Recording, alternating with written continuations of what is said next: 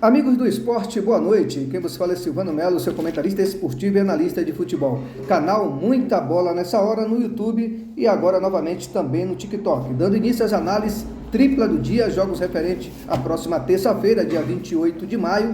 Vamos começar logo pela Copa Sul-Americana, fase de grupo, reta final, 7 horas da noite, direto da Arena Neoquímica, o popular Itaquerão.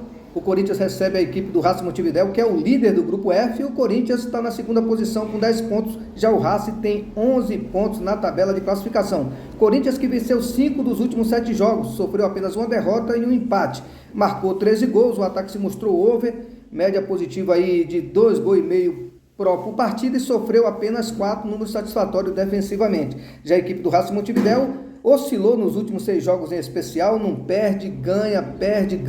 Corinthians dentro de casa defende uma invencibilidade de 8 jogos com 6 vitórias e 2 empates, marcou 19 gols, uma média aí de 2 a 2,5 por partida, manteve aquela média positiva, né, entre 2 a 2,5 gols por partida e sofreu apenas 3, números defensivamente muito satisfatórios, principalmente no que diz respeito ao mando de campo. Corinthians costuma se sair bem na maioria dos jogos que tem disputado ultimamente na Arena Neoquímica e a sua defesa tem se portado de uma maneira satisfatória, repito. No confronto direto, 3 jogos filtrados, entre eles, a começar em 2010, quando o Corinthians venceu por 2-1 jogando em casa e venceu fora por 2-0 e recentemente, jogo de ida, 1-1 jogando no Uruguai. Já a equipe do Racing Montevidéu, fora de casa, nos últimos 6 jogos, venceu 4 vezes, uma derrota e um empate, marcou 11 gols. O ataque também teve números positivos, se mostrou over no que diz respeito a esses 6 últimos jogos, e sofreu apenas 6, média negativa de 1. O que esperar amanhã? Vitória do Corinthians pela liderança do grupo, pelos números muito mais condizentes, até porque quando jogou dentro de casa obteve resultados muito significantes, muito satisfatórios para as suas pretensões na competição. Vejo o Corinthians favorito diante da sua torcida, Itaquerão, São Paulo. É bem verdade que nas últimas horas tem chovido bastante, resta saber para quem vai ser, digamos assim, mais positivo o estado do gramado na hora do jogo, se vai chover ou não. Isso aí só quem sabe é o criador. Mas aí, independente do que aconteça no momento do jogo, se vai ser com chuva ou sem chuva, eu vejo o Corinthians favorito por jogar em casa. É um jogo com grande probabilidade para mais de 1,5 gols. Tem potencial por ambas marcas, mas a princípio eu vejo uma entrada mais sensata, menos arriscada, mais de 1,5 gols. E essa vitória seca do Corinthians também me agrada muito. O Corinthians é muito forte dentro de casa, é muito contundente. Já obteve um resultado interessante quando jogou fora, empatou 0-0, é bem verdade, mas dentro de casa eu vejo o Corinthians favorito, probabilidade de 2-0 ou mais de 1,5 gols no bilhete. Partindo agora para o Uruguai, Peñarol recebe a equipe do Rosário. Peñarol também, na minha visão, por aquilo que eu filtrei, que eu analisei, é favorito amanhã, é o segundo do grupo G com 9 pontos. E o Rosário é o terceiro com 7 pontos, jogo de vida ou morte para o Rosário. Para o Peñarol, um empate já é o suficiente. Mas acredito que a equipe uruguaia não vai entrar lá com esse objetivo. Acredito que ela vai entrar querendo logo resolver a parada no primeiro tempo, em especial, né, se for possível. E já nos primeiros minutos eu vejo a equipe do Peñarol tentando administrar a partida de uma maneira muito mais favorável, ditando o ritmo do jogo, buscando o ataque, buscando abrir o placar, mas terá pela frente um Rosário que tem bastante interesse no resultado positivo, até porque também sonha com uma das vagas à próxima fase da competição. Apenas uma derrota nos últimos 12 jogos, essa situação de momento da equipe do Peñarol como mandante. São 10 vitórias e um empate, e uma observação, nos últimos 10 jogos, em 8, a equipe não sofreu gols e marcou gol em 9 destes. Então, o momento do Peñarol é muito positivo. Já nos jogos aleatórios, onde ele atuou tanto dentro como fora de casa, a equipe venceu 6 dos últimos 7 jogos e empatou apenas 1. Marcou 14 gols, um ataque over com média positiva de 2 e defesa com números sólidos, sofreu apenas 3 gols. Já no confronto direto, o jogo de ida, ou seja, fora de casa, a equipe foi derrotada na Argentina pelo placar de 1-0. A equipe do Rosário tem apenas 2 vitórias nos últimos 9 jogos, não tem um aproveitamento assim tão positivo quanto a equipe do Peñarol. A equipe derrotou a equipe do Deportivo Piestra pela Liga Nacional, pelo placar de 2-0 fora de casa, e goleou o Caracas pela Libertadores, né? 4-1 jogando dentro de casa, mas o Caracas é uma equipe muito limitada, muito fraca, né? Com todo respeito à equipe do Rosário, eu vejo um adversário aí não tão, digamos assim, com números o suficiente para que a gente use como parâmetro, mas não vamos também desprezar esses 7 pontos do Rosário e a posição na tabela de classificação. A equipe fora de casa, é bem verdade, perdeu 6 dos últimos 8 jogos, não se mostrou ser um bom visitante e venceu apenas um, marcou 7 gols, um ataque modesto, sofreu 14, defesa vulnerável com média negativa bem próximo dos 2 gols contra por partida. O que esperar amanhã?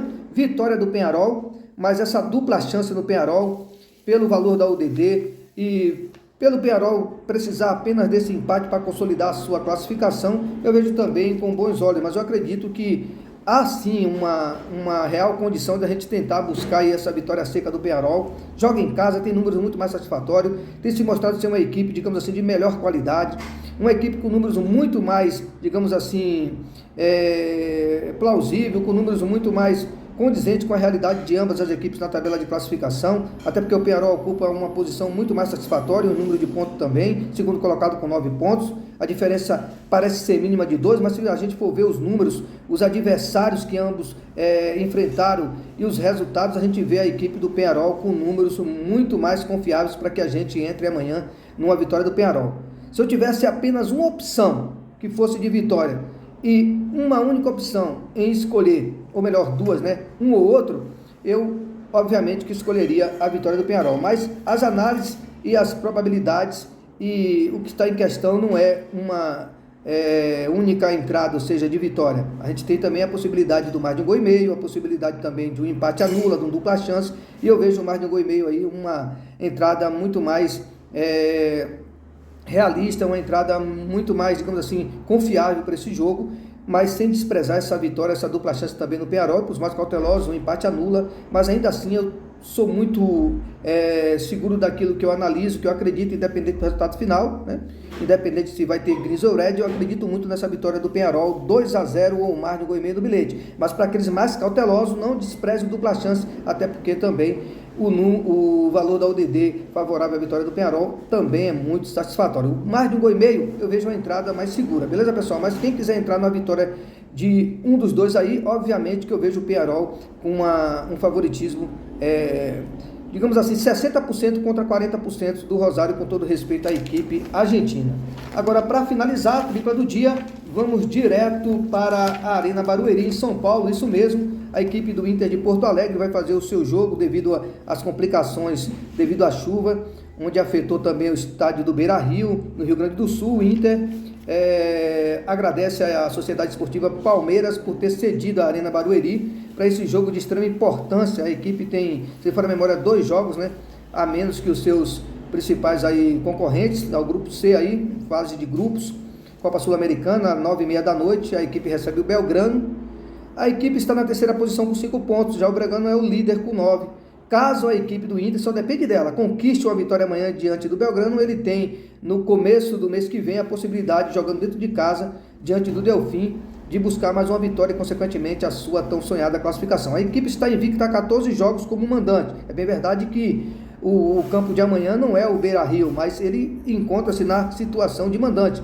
E para aqueles, digamos assim, mais supersticiosos, esse estádio trouxe uma boa lembrança recentemente, na segunda rodada do Campeonato Brasileiro. Foi lá que a equipe do Inter de Porto Alegre derrotou o Palmeiras pelo placar de 1-0. Então, em termos de superstição, tem um ponto aí a favor do Inter, esse estádio de Barueri. A equipe tem 9 vitórias e 5 empates nos últimos 14 jogos.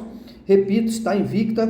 A última derrota foi em 2023, 4-3 diante do Coritiba pela 30ª rodada do Brasileirão, jogando dentro de casa, perdeu pelo placar de 4-3 para o Curitiba. Uma derrota nos últimos 19 jogos aleatórios, ou seja, onde ele jogou tanto dentro como fora de casa, e 13 vitórias. Nos últimos 6 em especial, a equipe marcou 10 gols como mandante, sofreu 5, uma média bem próxima aí dos 2 gols por partida e negativa de 1. O jogo de ida, vale lembrar, foi 0-0. Já o Belgrano, nos últimos 6 jogos fora de casa, foram 3 vitórias, um empate e uma derrota. Marcou 11 gols, o ataque até que teve números positivos, média de 2 gols por partida, e sofreu 8, média negativa de 1,5. O que esperar amanhã? A gente vai torcer muito pela vitória do Inter. Tem potencial? Tem. Resta saber como a equipe vai se comportar, né? Depois desses dias aí quase que inativos, entre aspas, né? A equipe tentando se reencontrar psicologicamente devido a tudo que aconteceu lá no Rio Grande do Sul. A equipe tentando também se reencontrar no que diz respeito, até mesmo dentro de campo, porque resta saber como é que a equipe vai reagir, se comportar. Mas a gente sabe que o jogador, quando ele sabe, ele não esquece, é como andar de bicicleta. É bem verdade que tem o ritmo de jogo, tem a questão psicológica, enfim, e tem do outro lado um adversário também que vem numa sequência, digamos assim, de jogos sem interrupções, entre aspas, né? Infelizmente o Internacional, devido a essa, entre aspas, essa tragédia aí, teve que paralisar suas atividades, e a gente tem que pôr na balança tudo isso. Mas pela qualidade do elenco, né? E também pela força de vontade dos jogadores, eu acredito que vai tentar, né, pelo menos amenizar um pouco tudo isso que está acontecendo, presentear a sua torcida com a vitória amanhã. Eu acredito que eles vão se doar, vão se entregar e vão tentar buscar ao extremo essa vitória para poder, né, no último jogo, dependendo das suas próprias forças, já jogando no estado do Rio Grande do Sul, né? É bem verdade que esse jogo vai ser na casa do Juventude, mas está dentro do seu estado, e aí vai poder ter uma presença do seu torcedor, e eu acredito que o Inter vai tentar de tudo, né, presentear sua torcida amanhã com essa vitória. É difícil um retorno nessa circunstância, a gente resta apenas torcer, né? Time por time, a gente sabe que o Inter tem uma equipe mais qualificada e tem uma história, uma tradição, um potencial muito mais favorável para conquistar o resultado positivo amanhã. Mas a gente não tem também que desprezar esse momento do Belgrano, a posição de líder na tabela de classificação, os números, e a gente sabe que vai ser um jogo muito difícil por tudo aquilo que eu acabei de falar. Entendeu, pessoal? Mas eu acredito, né, que o Inter tem tudo para buscar essa vitória amanhã. Vamos torcer para que isso aconteça, né? 2-1 para o Inter amanhã, ou mais de 1,5 gol no bilhete. A entrada no mercado de gols eu vejo menos arriscada, mais interessante. São 3 jogos com uma probabilidade muito grande de sair no mínimo aí 2 gols. Então eu vejo, quem gosta do mercado de gols, mais de 1,5 gol nos 3 jogos, eu vejo uma entrada assim mais safe, né? mais positiva e com maior probabilidade. Agora, quem quiser entrar na vitória seca, eu vejo a vitória do Corinthians entre os 3 aí muito mais positiva. A vitória do Peñarol, dupla chance ali, o empate anula se for formatar um bilhete, eu iria assim: Corinthians para vencer, mais de 1,5 gol no jogo do Peñarol, ou um dupla chance, e mais de 1,5 gol no jogo do Inter. Os mais ousados, né, a tripla, os 3 para vencer por sua conta e risco. Para quem gosta de placares exatos, uma tripla exata: Corinthians 2-0, Peñarol 2-0 e Inter 2-1. E aí eu ia numa cercadinha, metia 2-1 nos 3 jogos novamente, e também iria numa outra cercadinha colocando 1-0 nos 3 jogos, beleza, pessoal? A tripla original seria Corinthians 2-0, Peñarol 2-0, Inter 2-1. A cercadinha, que são as triplas genéricas, eu iria de 2-1 para os 3 mandantes, Inter, Corinthians e Peñarol, e uma terceira eu iria no 1-0 para os 3. Beleza, pessoal? Boa noite a todos, até a próxima. No final do vídeo, outras entradas e probabilidades, bilhetes prontos, múltiplas, triplas, probabilidade de placar exatos. E para você que não é inscrito no canal, se inscreve. Se já é inscrito, continua a prestigiar e a fortalecer o conteúdo. Voltei, canal Muita Bola Nessa Hora. Silvano Melo e você, tudo a ver.